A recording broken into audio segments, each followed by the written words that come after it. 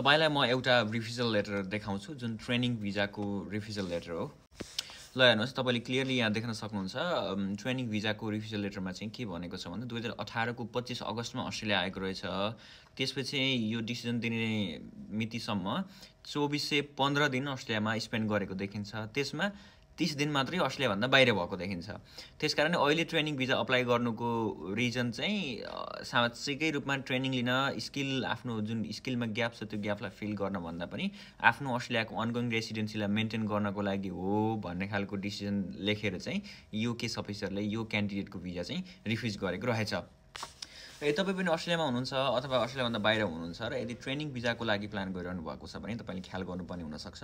यदि तपाईँ पछिल्लो समय हामीहरूले देखिराखेको ट्रेनिङ भिजाको जुन रिफ्युजलको रेसियो हेर्ने हो भने कि त कोही क्यान्डिडेटसँग अलिक बढी 2-3 वर्ष 4 वर्षसम्मको एक्सपिरियन्स अथवा त्योभन्दा बढीको एक्सपिरियन्स छ भने यो मान्छेसँग अलरेडी इनफ वर्क एक्सपिरियन्स छ, यो मान्छेलाई ट्रेनिङ किन चाहियो भनेर रिफ्युज गरेको छ।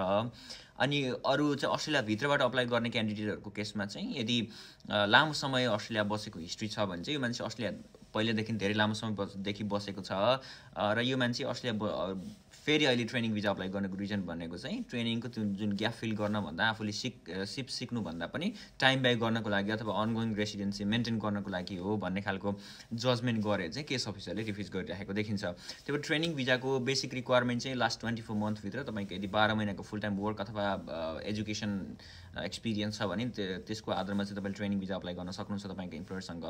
तर तपाईँसँग टन्न नै एक्सपिरियन्स छ अथवा लामो समयदेखि अस्ट्रेलिया बसिराखेको हिस्ट्री छ भने चाहिँ ट्रेनिङ भिजाको रिफ्युजल चाहिँ हुनसक्छ। पछिल्लो समय धेरै नै एप्लिकेसन्सहरू भएको कारणले गर्दाखेरि डिपार्टमेन्टले अलिकति क्र्याक गर्न लागेको हो। पहिला लामो एक्सपिरियन्स भएका मान्छेहरूको पनि ट्रेनिङ भिजा सक्सेसफुल भएको हामीले देखेको छौँ, हाम्रै क्लाइन्ट्सहरूको पनि आएको छ। तर पछिल्लो समय भने डिपार्टमेन्टले अलिक बढी नै एक्सन लिन लागेको देखिन्छ। Contact us for more information.